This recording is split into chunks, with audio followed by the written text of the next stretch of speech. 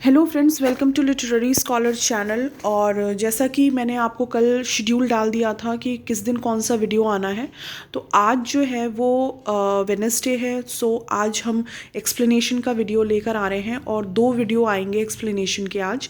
और आज जो एक्सप्लेनेशन हम करने जा रहे हैं वो रेप ऑफ द लॉक का कैंटो 5 के जो रेस्ट सेक्शन रह गए थे उसको कंप्लीट करेंगे। कैंटो 5 के कुछ पोर्शन रह गए हैं, उसी को आज हम कोशिश करेंगे कि आज नहीं तो नेक्स्ट वीक वेडनेसडे तक ये कंप्लीट हो जाएगा।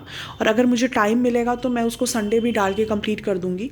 So don't worry for that, rape of the lock complete हो जाएगा। सो चलिए बिना टाइम वेस्ट करते हुए इसको शुरू करें। और येस, वन थिंग मोर, जिनको प्रीफेस टू द शेक्सपियर चाहिए बेन जॉनसन की, उनको मैं बता दूं कि वो ज़रूर उस पर मैं आपको वीडियो प्रोवाइड कर दूंगी और उस पर मैं काम कर रही हूँ। जितनी जल्दी अगर वो कंप्लीट होगा मैं आपको वो वीडियो प्रोवाइड कर दूंगी। तो बिना वेस्ट करते हुए टाइम आगे चलते हैं, आज का एक्सप्लेनेशन देखते हैं।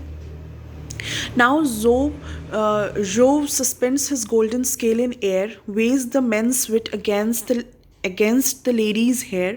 The doubtful beam long nods from side to side. At length the wits mount up, the hair subsides.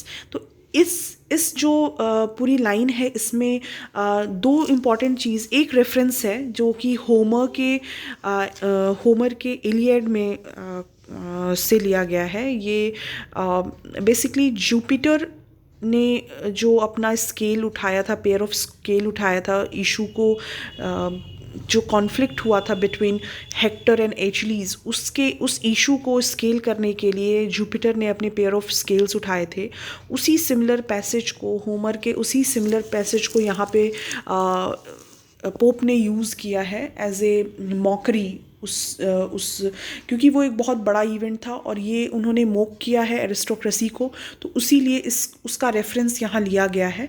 तो वो कह रहे हैं कि एट दिस स्टेज, जो कि अभी स्टेज फ़िलहाल है, जो जुपिटर हैं द चीफ गॉड, उन्होंने अपना गोल्डन स्केल जो है वो उठाया है टू सॉल्व दिस इशू कि किसका मैटर कितना बड़ा है।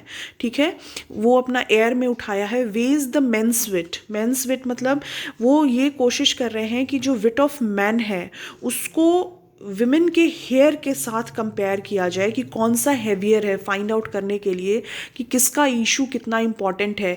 क्या जो बैरन है उनका जो विट है वो बड़ा है, उस पर एक बात, मतलब वो इम्पॉर्टेंट है, या बिलिंडा के हेयर्स इम्पॉर्टेंट हैं। इसको मेजर करने के लिए जो जुपिटर है उन्होंने अपना स्केल, अपना जो पेयर ऑफ स्केल्स हैं उसको उठाया है और वो फिर फाइनली वो ये मेजर करना चाहते हैं कि विच वन इज़ इम्पॉर्टेंट। तो अब वो कहते हैं, अब वो आगे का क्या है, the doubtful beam long notes from side to side. लेकिन जब उन्होंने रॉड ऑफ द स्केल को उठाया तो वो भी अनसर्टेनिटी शो कर रहा है, वो कंफ्यूज है। ठीक है, वो फेट ऑफ द बैटल उसी के ऊपर बेस्ड है कि इस पूरे बैटल का फेट क्या होगा, कौन जीतेगा इस बैटल को। तो वो भी जो स्केल है जुपिटर का, वो भी अप एंड डाउन हो रहा है, वो भी बहुत अनसर्टन है।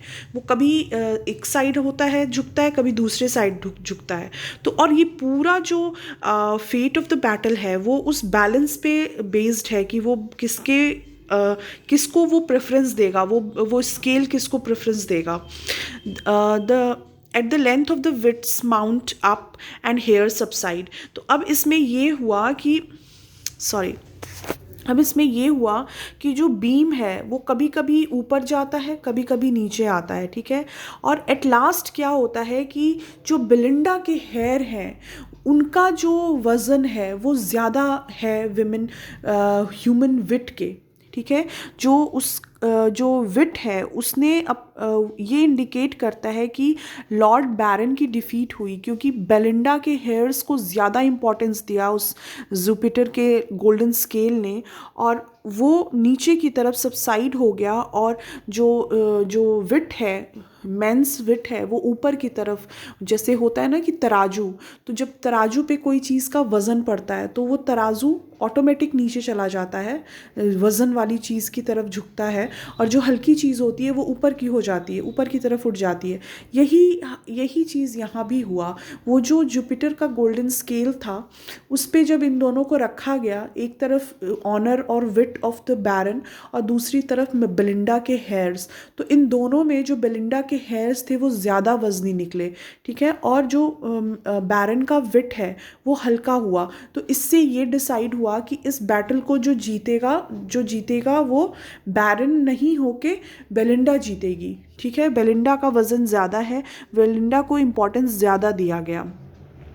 See the fierce Belinda on Baron's flies, on the Baron's flies with more than usual lightning in her eyes, nor feared the chief the unequal fight to try, who shot no more than on his foe to die. But हाँ, foe to die। तो अब यहाँ पे क्या होता है कि जैसे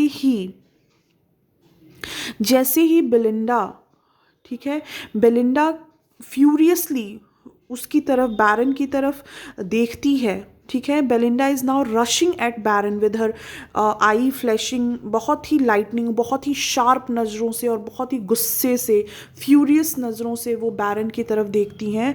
और मतलब इट वॉज अनईक्वल फाइट, ये पहले ही डिसाइड हो चुका है कि बैरन और बेलिंडा की फाइट जो है वो पूरी तरीके से अनईक्वल है। इसमें मेजर इंपॉर्टेंस किसको मिल रहा है? बेलिंडा को मिलेगा, ये डिसाइडेड है। तो जो लॉर्ड है वो मतलब बेलिंडा के अगेंस्ट वो खड़ा ही नहीं हो पाया, उसकी आंखों में इतनी रोशनी है और वो इतनी फ्यूरियस हो गई है कि फ्यूरियस होके बैरन की तरफ बढ़ी है, गुस्से से बैरन की तरफ बढ़ी है, क्योंकि उसने उसके पेयर ऑफ लॉक्स काट दिए, कितने खूबसूरत जो उसके लॉक्स थे हेयर के वो उसने काट दिए। तो उसकी वजह से वो काफ़ी ज़्यादा फ्यूरियस हो गई है। और ये देख के जो है बैरन वो एक तरीके से काफ़ी घबरा सा गया है, ठीक है। No fear the chief the unequal fight to try, मतलब इसमें इस फाइट की कोई तुलना ही नहीं है, इसमें जो मेजर विक्ट्री होगी वो बेलिंडा की ही होगी। Who shot no more than on his foe to die, ठीक है। जो लॉर्ड है, lord knows that he will not able to hold his own against the beauty of Belinda. जो बैरन है वो खुद ही जानता है कि वो इसकी ब्यूटी के सामने रेजिस्ट नहीं कर सकता, ठीक है, वो हारेगा ही, ये उसको पता है, ठीक है। बट फिर भी he is very bold and decide to fight, वो जान रहा है कि वो हारेगा लेकिन फिर भी वो ये डिसाइड करता है कि वो फाइट करेगा। और मतलब वो उस बैटल को लड़ने के लिए, जो हारा हुआ बैटल है उसको लड़ने के लिए वो अपने आप को तैयार करता है। But his bold lord, but this bold lord मतलब ये जो बैरन है with manly strength endued, वो फाइनली कोशिश करता है कि वो किसी तरीके से बेलिंडा के इस एंगर को, इस रेज को बर्दाश्त करेगा और उसके अगेंस्ट फाइट करेगा। She with one finger and थम सबड्यूड, ठीक है। अब यहाँ पे क्या होता है कि बेलिंडा जो है कॉन्कर दिस लॉर्ड, ठीक है, इस बैरन को उसने कॉन्कर कर लिया। Who has the great physical strength, manly, ठीक है, विद मैनली स्ट्रेंथ। लॉर्ड जो बैरन है वो मैन है और उसके पास बहुत ही ज़्यादा स्ट्रेंथ है, मैनली स्ट्रेंथ है। लेकिन बेलिंडा ने सिर्फ one finger and a thumb, अपनी एक उंगली और थंब के बेसिस पे इसके पूरे स्ट्रेंथ को, ठीक है, को हरा दिया और अपनी विक्ट्री जो है वो शो किया उसने कि वो विक्टोरियस होके बाहर निकली। Just where the breath of life his nostril drew, a charge of snuff and will virgin through, a gnome's direct to every atom just, the pungent grain of titillating dust, sudden with starting tears each eyes overflow, and high dome re-echo to his nose, ठीक है। अब यहाँ पे क्या होता है कि जैसे ही ये लॉर्ड, ये जो फाइट शुरू होती है तो जो कनिंग वर्जिन अटैक है with a pinch of snuff, ठीक है, वो उसके ऊपर अटैक करती है पूरी तरीके से।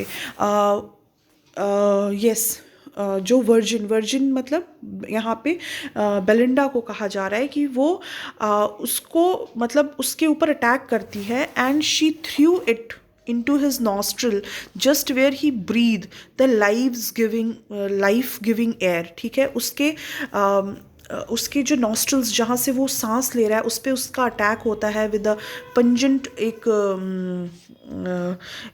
ग्रेन से, स्नफ से, पिंच ऑफ स्नफ से। फिर क्या होता है, एम्ब्रियल जो है और उसके जो फॉलोअर्स हैं, फेलो नोम्स हैं, वो भी उसको हेल्प करते हैं, बेलिंडा को हेल्प करते हैं। उन्होंने क्या किया, they direct every particle of pungent and tickling stuff, जो कि नोज़ पे उसने स्प्रे किया, जो छिड़का लॉर्ड बैरन के नोज़ पे जिससे कि वो सांस लेता है, तो उसका मतलब उसको यहाँ एम्ब्रियल हेल्प कर रहा है, ठीक है। जो एंजल जैसे रहते हैं जो उनको गार्ड कर रहा था, उसी में से एक ये था, तो मतलब उसी के साथ का ये था, तो उसने इसको हेल्प किया बेलिंडा को, और उसने को ये मेक श्योर किया कि every particle of the pungent and the tickling stuff वो डायरेक्टली बैरन के नॉस्ट्रल्स में जाए। और रिजल्ट क्या हुआ कि जो बैरन की आईज़ हैं वो ओवरफ्लो करने लगी, सडनली ओवरफ्लो करने लगी, ठीक है। The gnomes direct to every atom just the pungent grain of the tiltating dust sudden with the starting tears each eyes overflows। तो यहाँ पे क्या होता है कि बैरन की जो आईज होती है वो ओवरफ्लो करने लगती है, और फिर यहाँ पे है एंड द हाई डोम री इको टू हिज नोज, ठीक है। और फिर सडनली जो है उसकी आईज ओवरफ्लो करने लगती है एंड टीयर्स निकलने लगते हैं, and the stately Hampton Court resound with the sound of the violent sneezing, और उसको बहुत ही तेज़ छींक आती है बैरन को, ठीक है। तो यहाँ तक अभी हम रखते हैं अब तक का एक्सप्लेनेशन, अदरवाइज़ बहुत लंबी वीडियो हो जाएगी, और आगे का एक्सप्लेनेशन नेक्स्ट वीडियो में करते हैं। टिल देन आई होप कि आपको इसमें सब कुछ क्लियर हुआ होगा। जो भी डाउट रह गया है वो बिल्कुल वो लाइन आप मुझे कमेंट सेक्शन में लिख के बता दीजिए, उसको मैं एक्सप्लेन वापस कर दूँगी। और till then take care of yourself and subscribe the channel, make sure कि आप उसको शेयर भी करें, तो इससे मुझे थोड़ा सा हेल्प हो जाएगा। So till then thank you, take care.